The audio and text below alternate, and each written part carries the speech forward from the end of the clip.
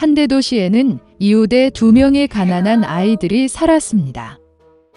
카이와 게르다는 남매처럼 서로를 사랑했습니다. 부모님은 그들이 지붕에서 서로 가서 장미 아래 벤치에 앉아 방문하도록 허용했습니다. 따뜻한 계절에는 이곳에서 다양한 게임을 발명했고, 겨울에는 따뜻한 난로 옆에 앉아 할머니가 자주 하시는 놀라운 이야기를 듣는 것을 좋아했습니다. 한 번은 아이들이 그림책을 보고 있을 때 카이는 눈과 마음을 찌르는 것을 느꼈습니다. 이것은 강력한 여인인 눈의 여왕의 거울 파편이었습니다. 그 이후로 소년의 행동은 극적으로 변했습니다. 그는 화를 내고 무례하고 잔인해졌습니다. 어느 날 카이는 터보건에 갔지만 돌아오지 않았습니다. 게르다는 카이의 실종 사실을 알았을 때 오랫동안 울었다. 하지만 그녀는 카이가 살아있다고 확신했기 때문에 그를 찾기로 결정했습니다. 오랫동안 거더는 숲과 들판을 걷다가 꽃에 묻힌 멋진 집을 발견했습니다. 안주인이 그녀에게 나왔습니다. 그것은 큰 밀짚 모자를 쓴 늙고 오래된 마법사였습니다. 노파는 게르다를 정말 좋아했기 때문에 불쌍한 소녀를 홀리게 하여 영원히 함께 떠났습니다. 거더는 여행의 목적을 잊고 친절한 여주인의 멋진 정원에서 많은 시간을 보냈습니다. 우연히 장미를 보고 카이를 기억하고 마법에서 깨어나면 길을 갔다. 도중에 거더는 크고 똑똑한 까마귀를 만났습니다. 그는 그 소녀에게 결혼을 앞둔 공주를 안다고 말했고, 그녀의 약혼자는 카이와 매우 흡사해 보였다. 까마귀는 게르다를 데리고 가기로 했습니다. 한 번 궁전에 들어서 거더는 미래의 왕자를 보았습니다. 불행히도 케이아이는 아니었습니다.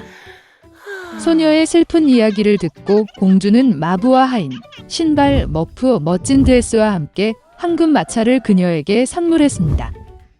그리고 거더는 길을 쳤다. 어두운 숲에서 반짝이는 마차는 즉시 강도의 눈을 사로잡았고 즉시 공격했습니다. 강도는 게르다 포로를 잡았습니다. 그녀는 거더를 강도의 성으로 데려가 라플란드의 숲비둘기와 술록이 들어있는 동물원을 자랑했습니다. 그녀의 포로 이야기를 듣고 강도는 그녀를 불쌍히 여기고 카이를 찾아 술록과 함께 가자. 술록은 그 소녀를 나이든 라플란드 여성에게 데려왔는데 그는 지친 소녀를 데우고 먹였습니다. 그녀는 눈의 여왕의 궁전 근처에 사는 친구 핀에게 말린 대구에 대한 몇 마디를 써서 소녀를 도와달라고 요청했습니다.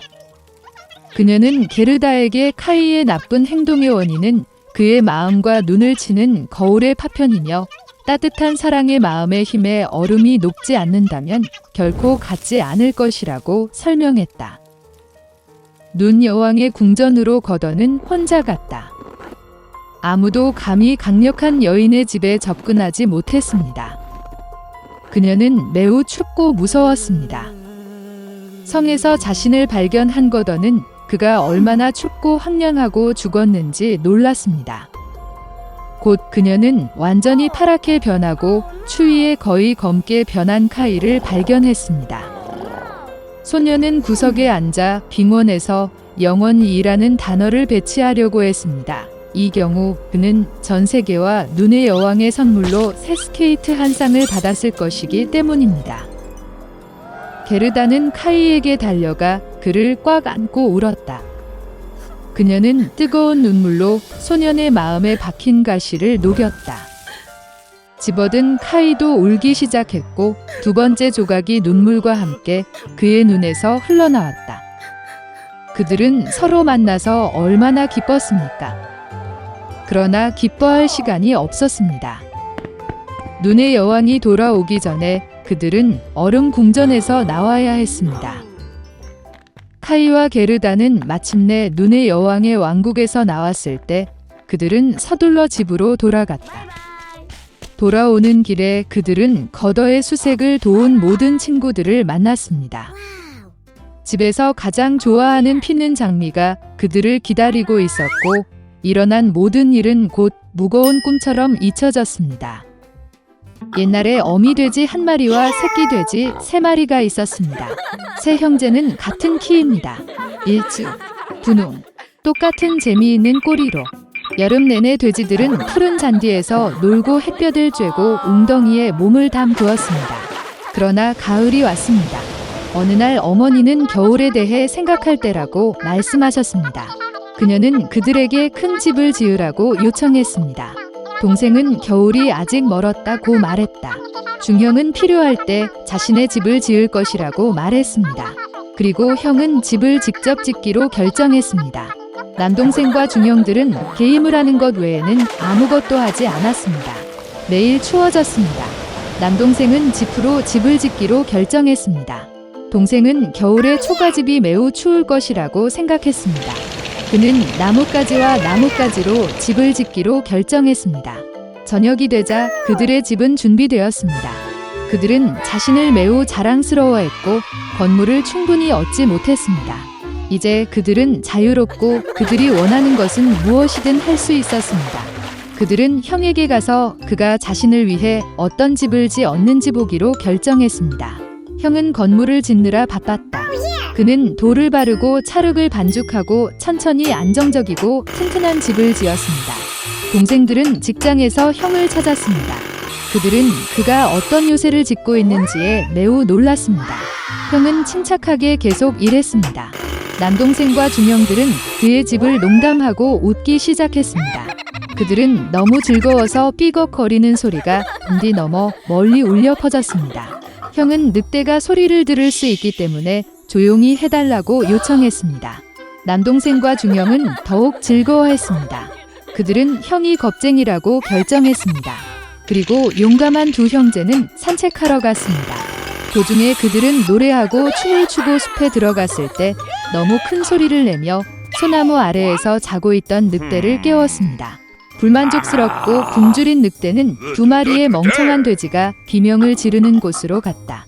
형제들은 즐겁게 걸으며 늑대를 얼마나 쉽게 다룰 수 있는지 이야기했습니다.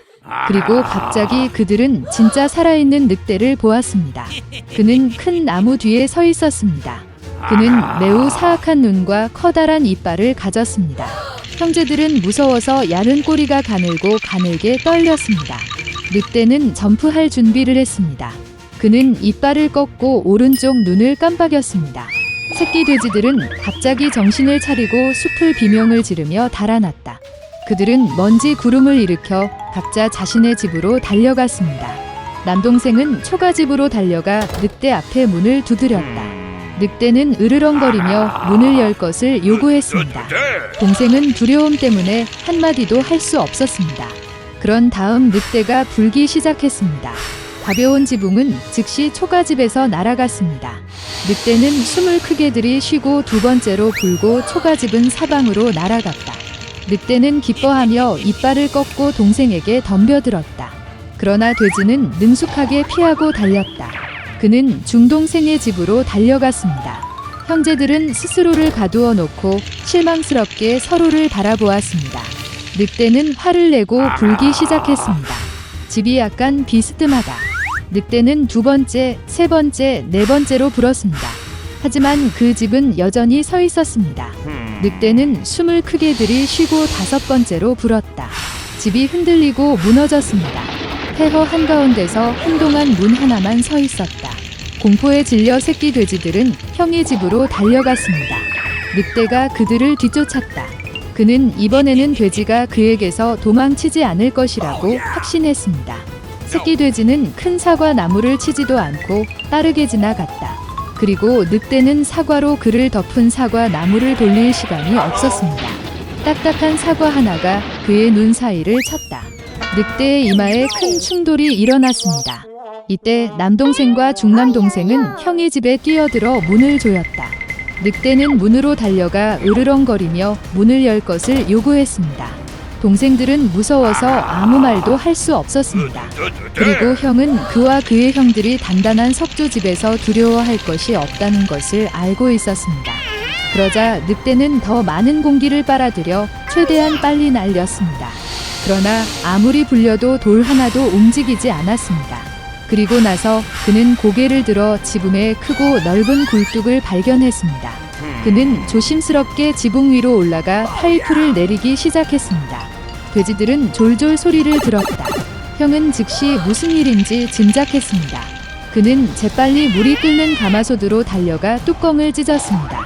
늑대는 파이프를 따라 내려가 가마솥으로 곧장 떨어졌습니다.